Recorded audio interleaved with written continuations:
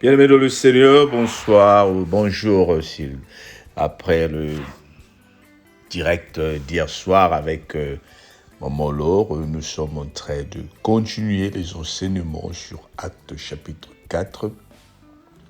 Et là, nous lisons les versets 16. Nous lisons les versets 16 et nous allons continuer. Je lis au nom du Seigneur. Chapitre 4, à partir du verset 16. Que ferons-nous donc à ces hommes? Car il manifeste pour tous les habitants de Jérusalem qu'un miracle signalé a été accompli par eux, et nous ne pouvons pas le nier. Mais afin que la chose ne se répande pas davantage parmi le peuple, défendons donc leur avec menace de parler désormais à qui que ce soit en ce nom. Et les ayant appelés, ils leur défendirent absolument de parler et d'enseigner au nom de Jésus. Pierre et Jean leur répondirent, jugez s'il est juste devant Dieu de vous obéir plutôt qu'à Dieu. Car nous ne pouvons pas ne pas parler de ce que nous avons vu et entendu. Ils leur firent de nouvelles menaces et les relâchèrent, ne sachant comment les punir à cause du peuple. Parce que tous glorifiaient Dieu de ce qui était arrivé. Car l'homme qui avait été l'objet de cette guérison miraculeuse était âgé de plus de 40 ans. Après avoir été relâchés, ils allèrent vers les leurs et racontèrent tout ce que les principaux sacrificateurs et les anciens leur avaient dit. Lorsqu'ils l'eurent entendu, ils élevèrent à Dieu la voix tous ensemble et dirent, « Seigneur, toi qui as fait le ciel et la terre, la mer et tout ce qui s'y trouve, c'est toi qui as dit par le Saint-Esprit, par la bouche de notre Père, ton serviteur David, pourquoi ce tumulte parmi les nations et les vaines pensées parmi les peuples? Les rois de la terre seront soulevés et les princes seront ligués contre le Seigneur et contre son oint. Amen. Nous avons lu 16 à 26. Gloire à Dieu, le Seigneur est merveilleux. Alors le Seigneur ici nous donne une bonne parole que nous venons de lire ce soir.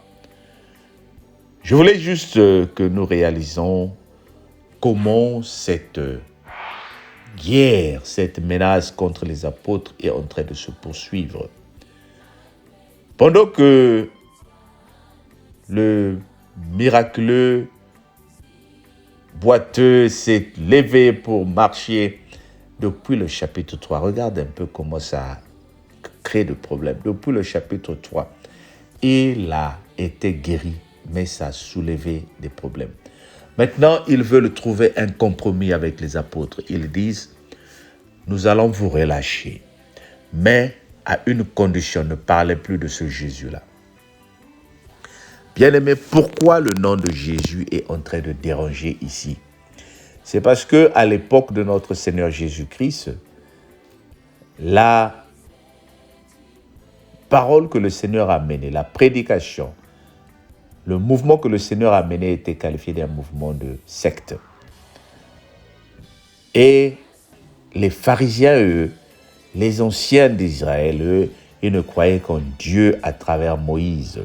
Ils ne pouvaient pas tolérer quelqu'un d'autre à mener une autre doctrine. Et c'est pour eux le blasphème. C'était un acte qui nécessitait d'être pendu, la pendaison. C'est un acte qui suscitait la mort, la punition de la mort. Donc, chaque personne parlant au nom de Jésus devait être condamnée. Maintenant, petit à petit, le peuple a commencé à croire aux apôtres. Ils ont commencé à accepter Jésus-Christ. Et ici, ça soulève un nouveau mouvement. Le peuple est révolté. Le peuple est révolté. Ils se disent, nous connaissons maintenant le Messie. Nous connaissons la lumière. Le message que je t'apporte ce matin, c'est la tradition contre la foi. La culture contre la foi. Il y a beaucoup de choses que nous faisons, que nous avons appris dans nos familles, dans nos églises. Certaines de ces choses-là, ça n'a rien à voir avec la vie chrétienne. Il y a des choses que nous faisons dans nos églises qu'on nous a appris qui n'ont rien à voir avec la vie chrétienne. C'est de la tradition. Tu vas être surpris, tu vas me dire, mais de quoi je parle? Ce n'est que de la tradition.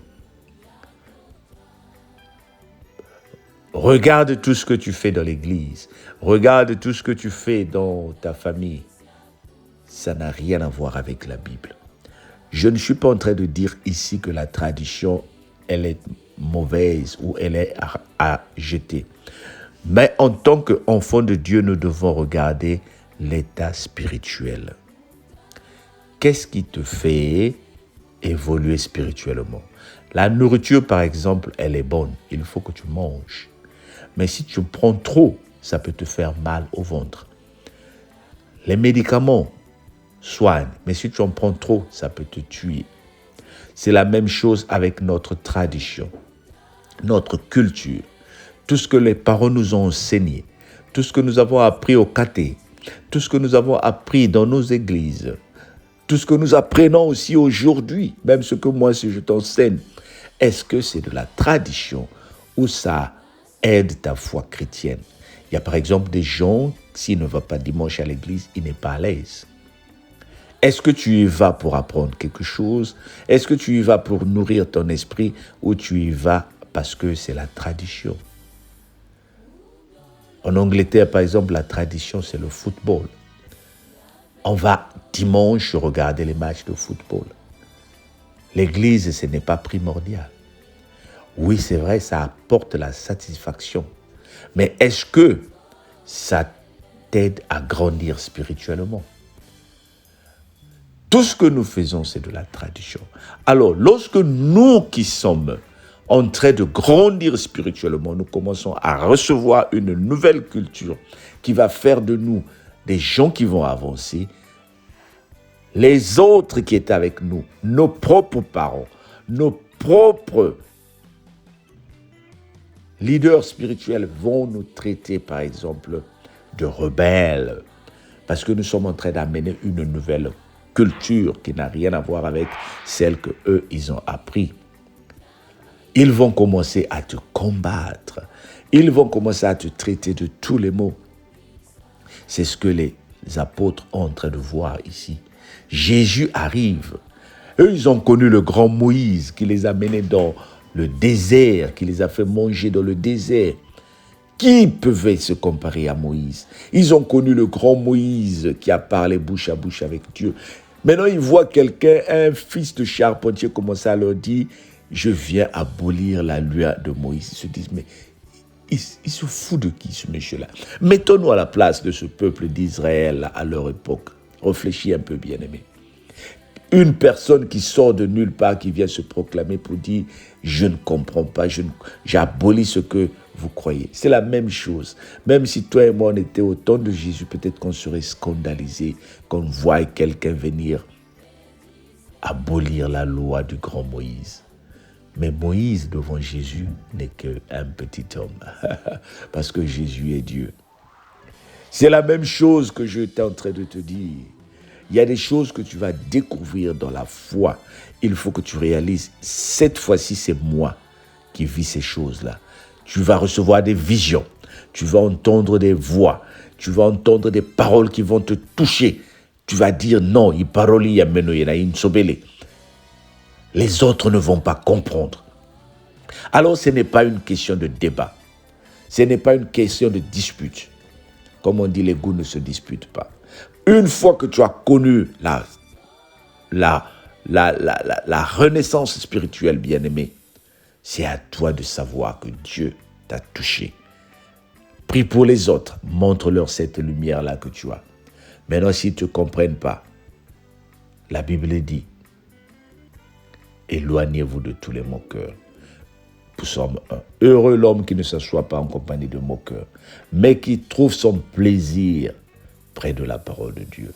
Il est comme un arbre planté vers les eaux et qui donne son feuillage en bonne saison. Soit cet arbre-là qui va donner le feuillage en sa bonne saison. Ne le fais pas parce que les autres ne te comprennent pas. Ne le fais pas parce que les autres te mettent la pression, mais fais-le parce que tu as créé une relation particulière avec ton Dieu. Parce que c'est de toi qu'il s'agit. Que le Seigneur te bénisse.